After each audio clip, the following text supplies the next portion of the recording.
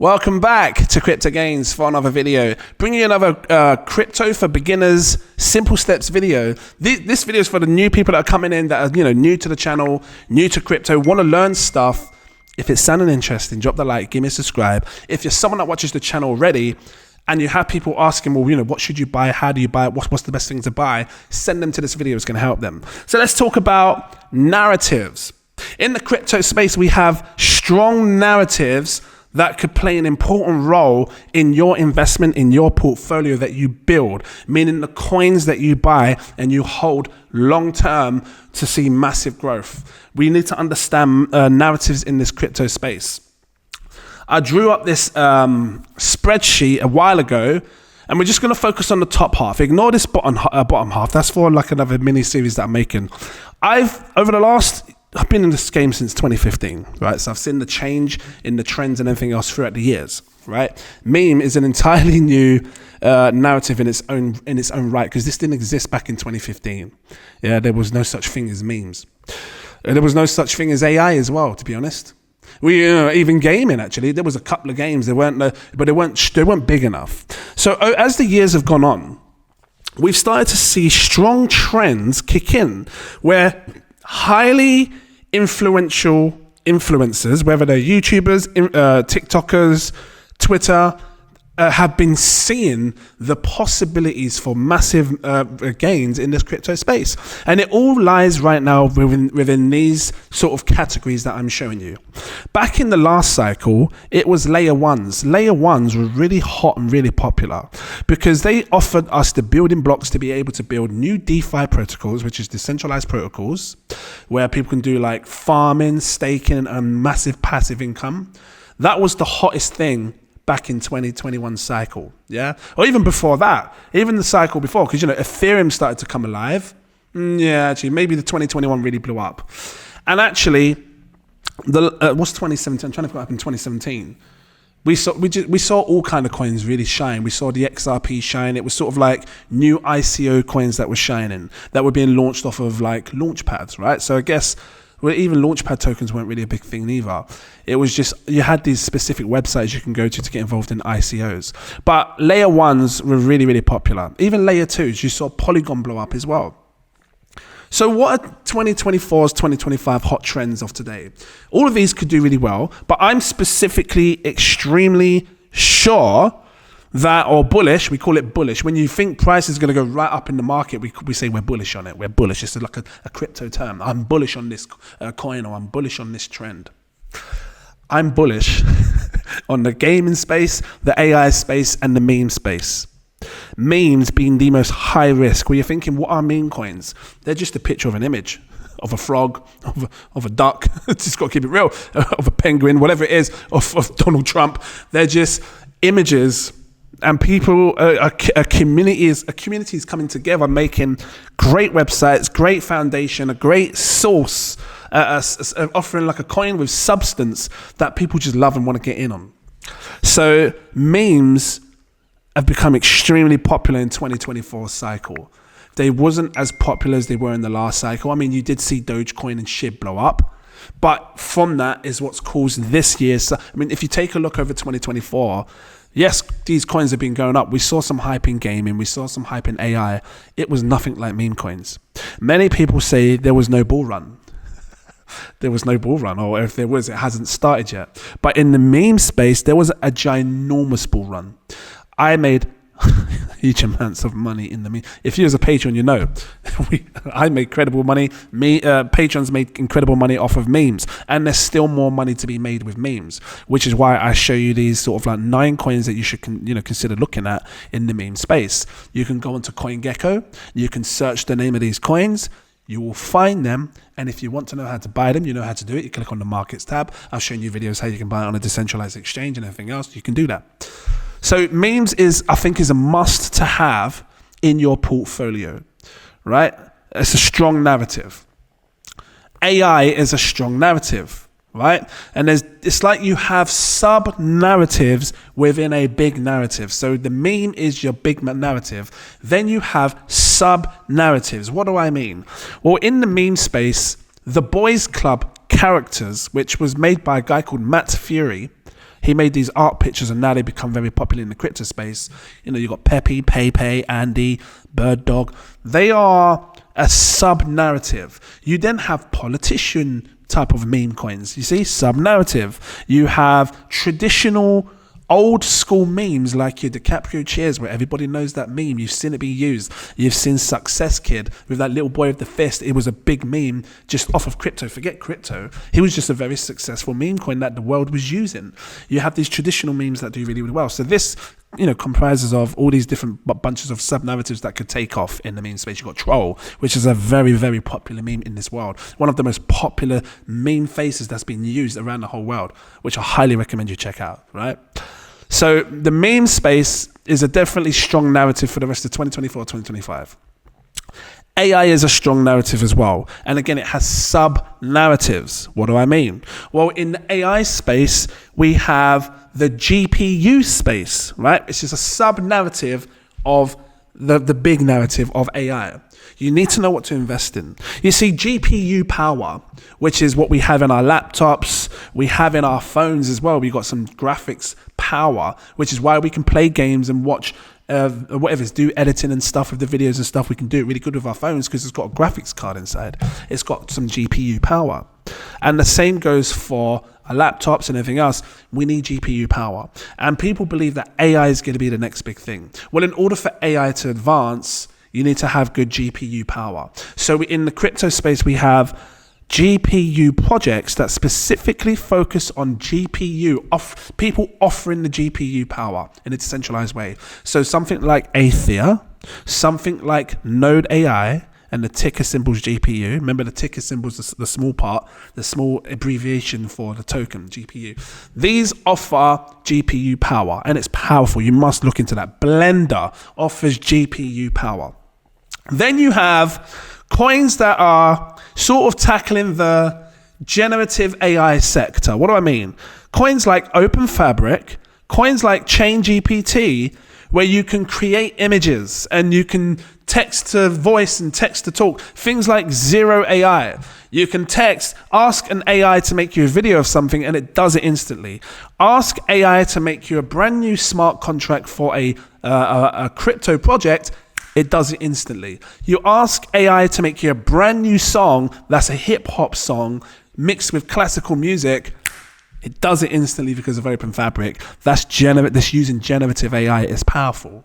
That's another sub-narrative within the big narrative of AI. If you can learn these different narratives, which is what I'm teaching you, you can make massive gains in the crypto space. And it's good to have a piece of each. Good to have some GPU. It's good to have some generative AI. It really is. And then you have, which is my most favorite part of AI right now, is where they're mixing AI with gaming. Please, I'm like this with you. Find these projects, because these are the projects that will make you life-changing rewards, like life-changing gains. I say rewards, gains. Your money will have massive multipliers. And as you can see up here in this particular spreadsheet, I've put where I feel like it can, how much multipliers we can see on our money based on the type of market cap size that it is. So I'll quickly grab up Aethia so you guys can get a picture of this, right? So let me just make this a private window. It always seems to work better. So let's grab up Aethia, and you'll understand why I think that this, in this particular AI narrative, could do well, right? And I'll grab up Blender as an example, BLENDR, Blender. Right, so we've got two AI coins that I've been speaking about. We've got Aethia, which is the GPU space. Look, it's a 243 million market cap. This is a mid-cap cryptocurrency, right? If all the tokens were circulating, if you missed the last video, check it out, because right now 4 billion tokens of the 42 billion tokens are circulating, which means they're not all circulating. But if they were all circulating, this coin would be worth 2.5 billion. But it's not, because not all the tokens are circulating. Right now, $243 million market cap. That's because 4 billion tokens are circulating, right? So on this evaluation of it being a 243 million market cap, I think it might have up to 50x potential. That's because it's a mid cap. right? So I'll put it in my 50 box range. Then I have something like Blender, which is in my 500x box range. I think this has incredible, massive multiplier potential. Why? Because again, it's a GPU, just like your Aether. It's good for GPU. It's good for video rendering. It's good for gaming. Whatever it is that you want to build, it's good for AI. This has a higher potential than what you would have with Aether, I think so, because of the market cap. So I was going to say supply the market cap. The market cap is where you look. This is a 19.6 million market cap. It's like more than 10x smaller than Aether, because Aether is 243 million. If this was just to do a 10x return, meaning your $1,000 turns to $10,000, it goes to 196 million market cap. Do you see why I favor this more? There's more growth. You have more potential to make more gains, which is why I keep stressing to people to look into Blender. It's a great long-term play. It will do really well. And I've put this in my 500 box. So now we talk about the AI and gaming.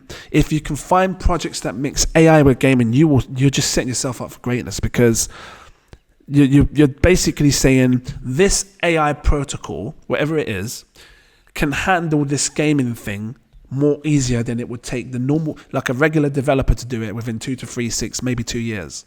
The reason we wait long for games to come out is because the developers got to build the product. So Neural can build 3D models using AI. Everything that builds a game, all the different models and stuff, the trees and the plants and the cars and the lampposts and everything else, they're all 3D models. Neural AI does it within seconds, right? Whereas a 3D developer would take 6, 8, 10, 12 months. So that's why this is powerful, because it's tackling AI and gaming, and there are some others. I'll give you a quick Easter egg if you want to search it up yourself.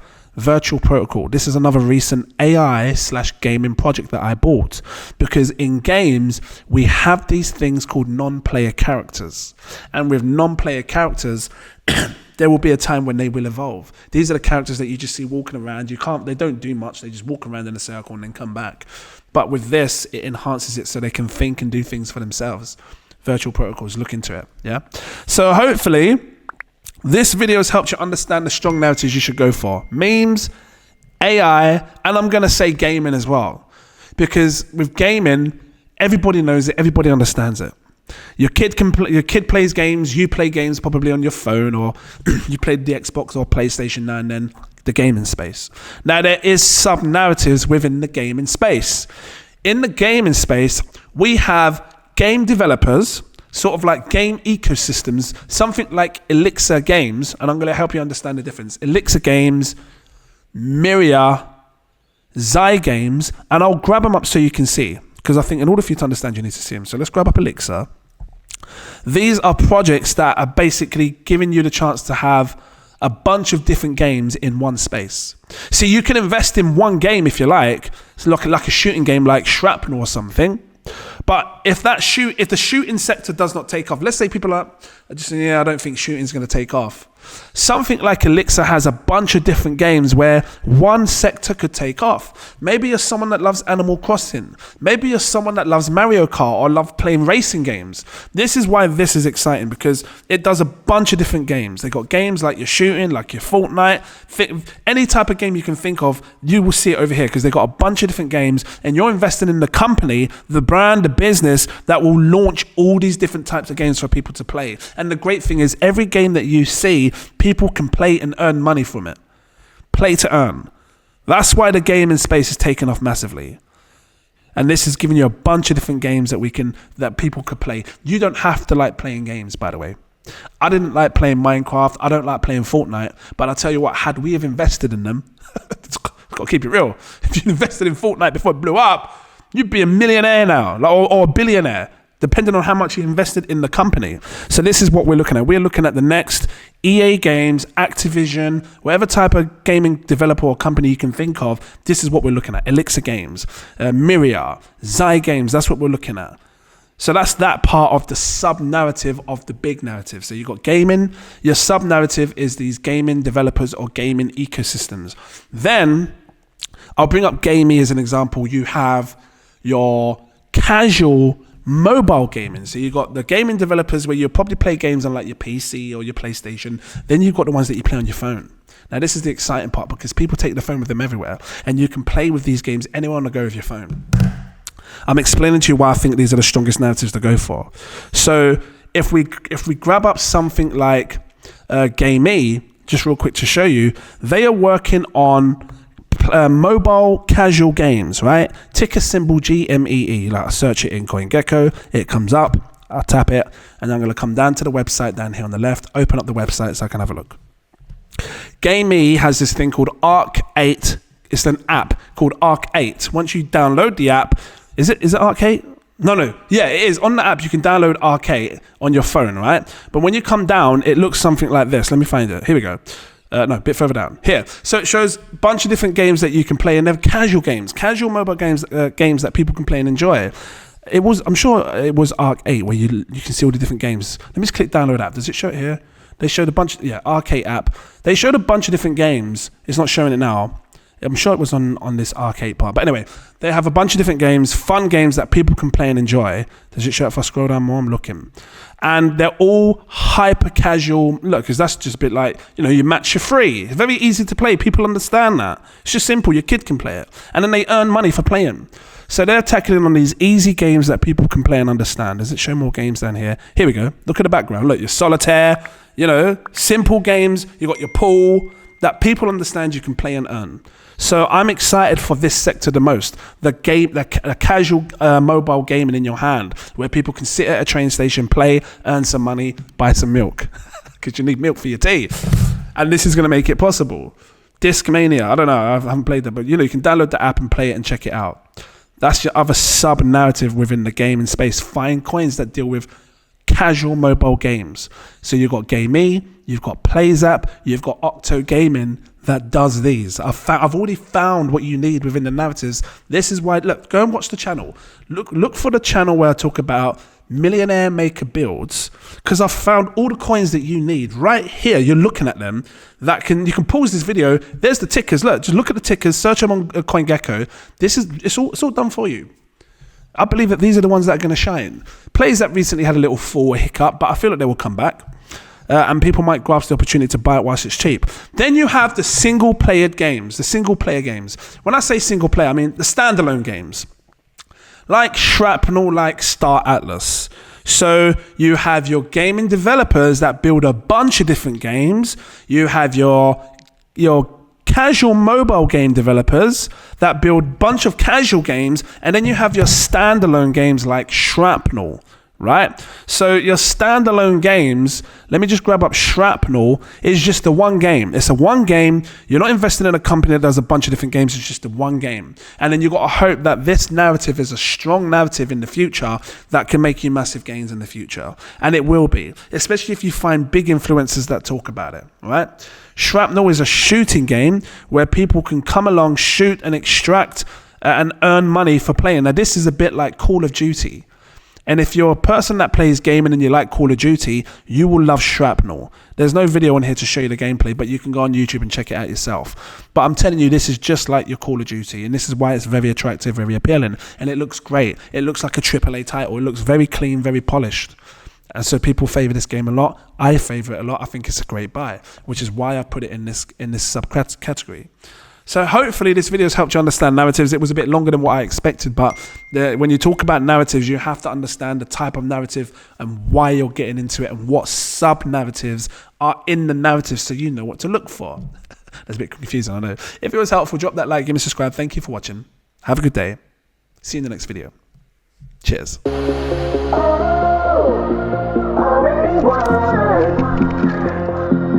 Never be defeated.